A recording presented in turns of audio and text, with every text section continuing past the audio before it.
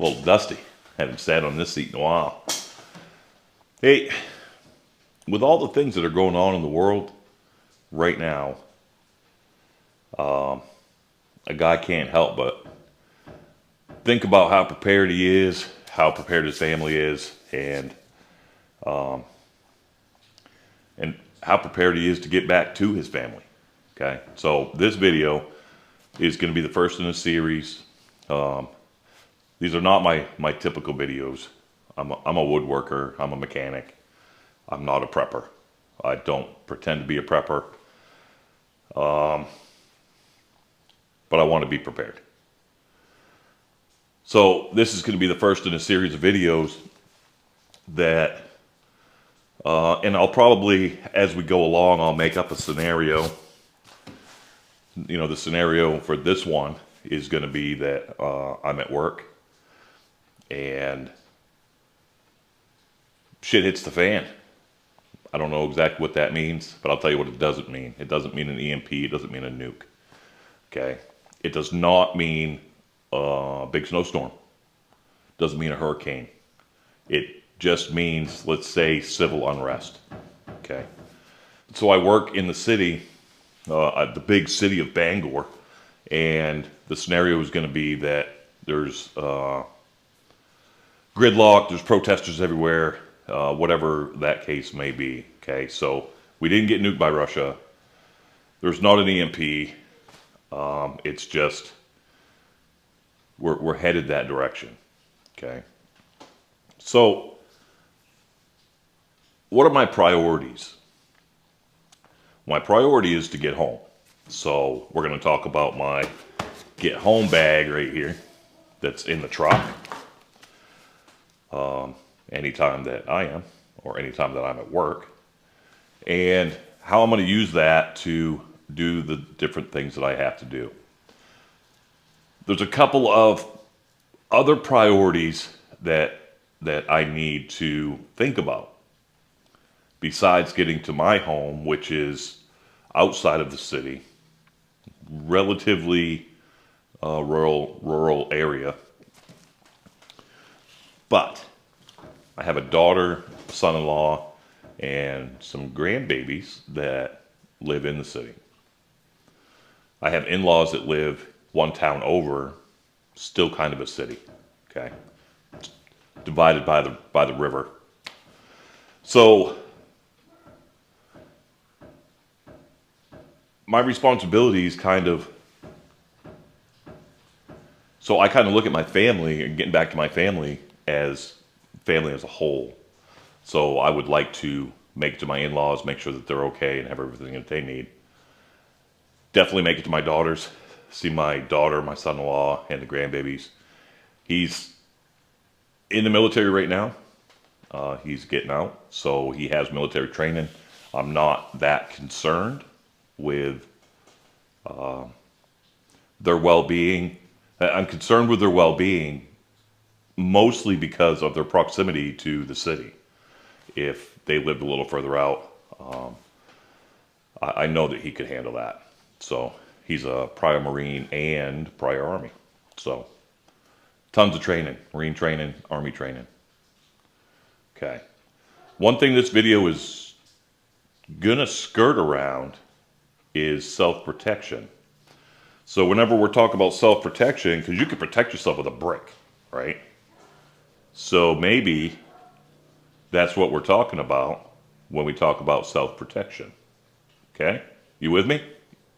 Are you with me? You got me? Okay. So self-protection, brick. We all know what the brick is. And we're going to practice with our brick a lot. We're going to throw bricks at targets and get proficient at throwing bricks, because that's priority number one, self-protection. Priority number two is self-preservation, or self-care, first aid, whatever you want to call that. And then, of course, the third priority is getting to where we need to go. So this is my first get home bag. I want you guys to rate it down in the comments. Let me know what I'm missing. I will let you know that water is in the truck. and I didn't bring that in because it's a water bottle. I think you all know what a water bottle looks like, and I carry it. So there's that. All right. One thing that I want to complain about first is people talk about a get home bag, and they bring out this big rucksack. It's got 40 days worth of supplies in it, 17 knives, 43 fire starters, and that's not a get home bag. Unless you flew from Atlanta to Washington State and you're hoofing it back, that's not a get home bag, in my opinion, but I'm not a prepper either. A get home bag to me is I'm gonna make it 12 miles from here to work.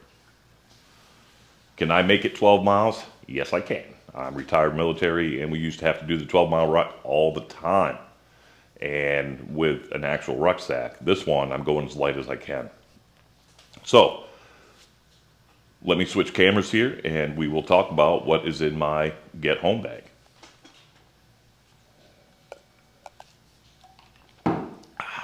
So first, let's talk about what my get home bag is.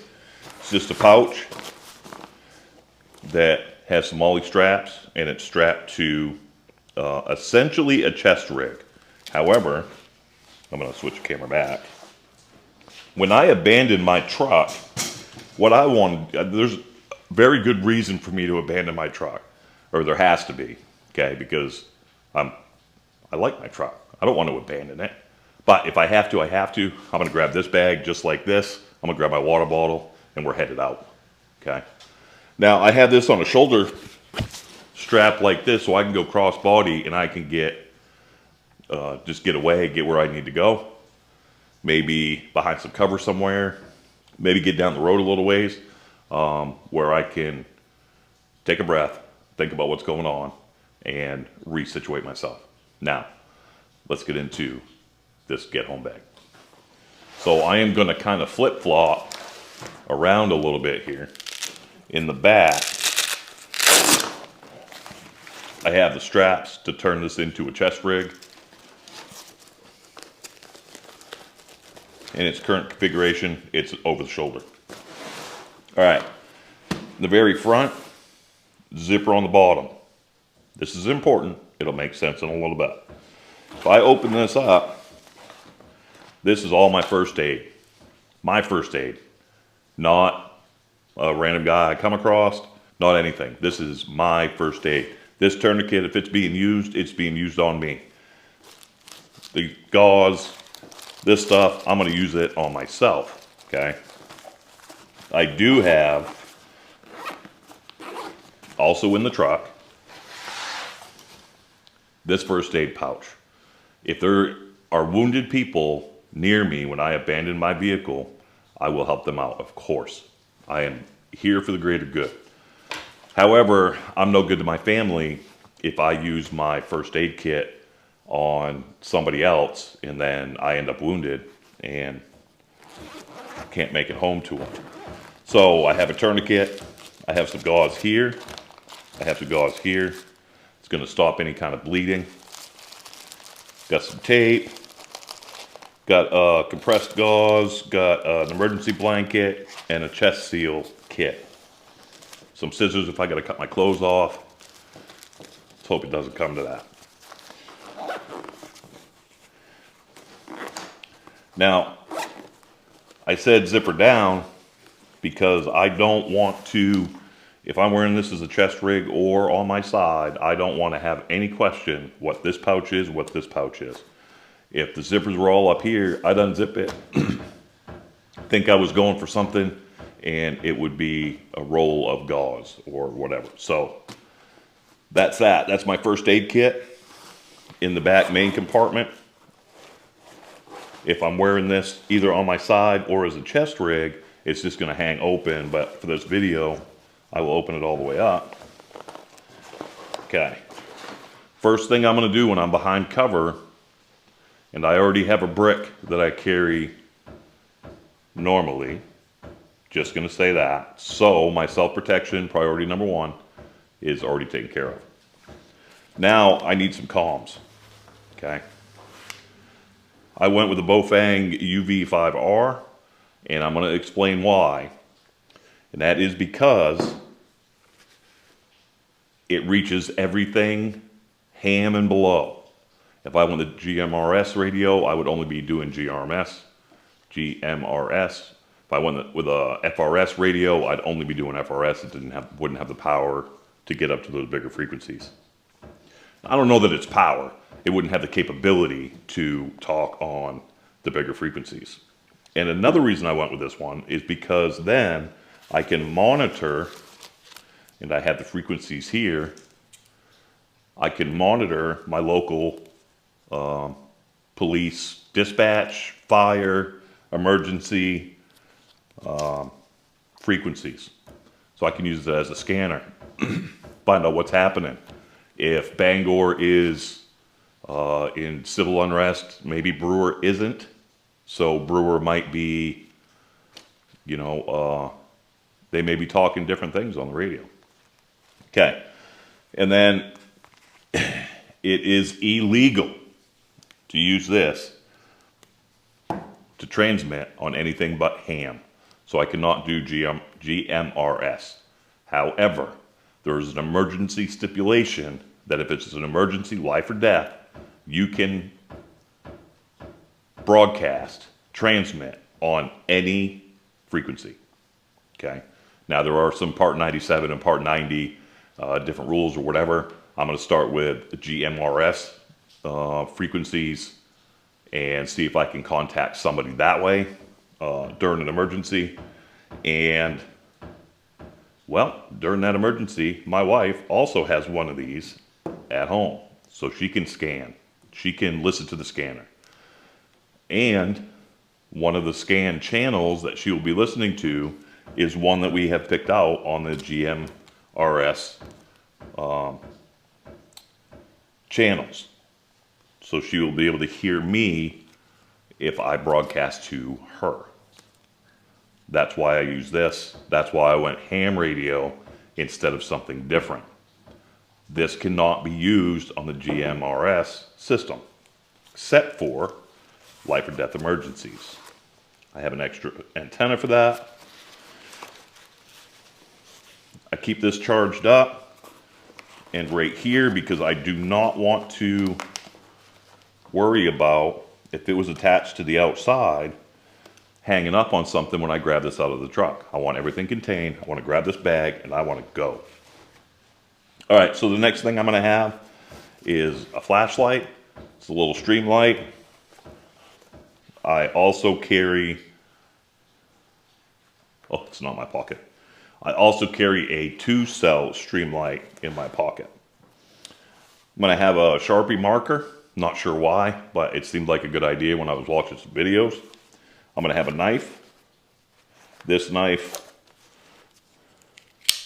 is assisted open, so it opens easy one-handed. It's got a little bit of serration to it. It's got a very sharp blade. So if I need to use that for whatever kind of protection, maybe if I've failed to reload my brick. Okay. Then on this side of the pouch, I have a Leatherman. That's going to give me a couple of things. If I need to do some serious first aid, like pull a piece of shrapnel out of my leg, I'm going to do it with this. Okay? There's nothing in my first aid kit that is going to allow me to pull, let's say, a piece of metal or other shrapnel out of an extremity. And then, of course, I have all of the serrated blade, the sharp blade for anything that I need to do. This is actually one that I used in Iraq for a long time. Okay. Then I have 3 brick things that go to the brick that is behind this zipper. Okay, that is my backup brick. So what I'm going to do with that, if I make it to my in-laws or if I make it to my daughter's house, and my main brick is still intact, then I can give that off to them to protect themselves. Okay. All right, so that right there is my get home bag. Now, I suspect it would only take me probably no more than about 5 hours to go check on my in-laws, make sure that they're good to go. Go check on my daughter, her husband, and the grandbabies, make sure that they're good to go, and then hike home. Like I said, it's about 12 miles. So is that doable with this kit? Absolutely. I don't see any reason to have 4 fire starters. I have a Bic lighter in my pocket. Right here. I don't see a need to have 100 feet of 550 cord. I don't see a reason to have a tent, a sleeping bag, anything to sleep with, really, because I'm not going to sleep because shit just hit the fan. Adrenaline's running, and I've got to get home. And that is my main goal. And one thing the military is good about is training you to keep going even when you're tired. And to sleep anywhere with nothing. So if I really did need to sleep, I could probably sleep anywhere. So, like I said before, my priority is self-protection. Get out of the hot area if I'm in a hot zone. Get away from people. Get behind some cover. Get into my kit. Get my radio set up. Scan the channels while I'm getting the rest of everything else set up. Maybe putting the chest rig on here. Maybe not. Maybe I'm just going to sling it over my shoulder and walk casually. But I do have both opportunities to wear it tight and running on the move, or to just sling it over my shoulder and have a nice stroll home.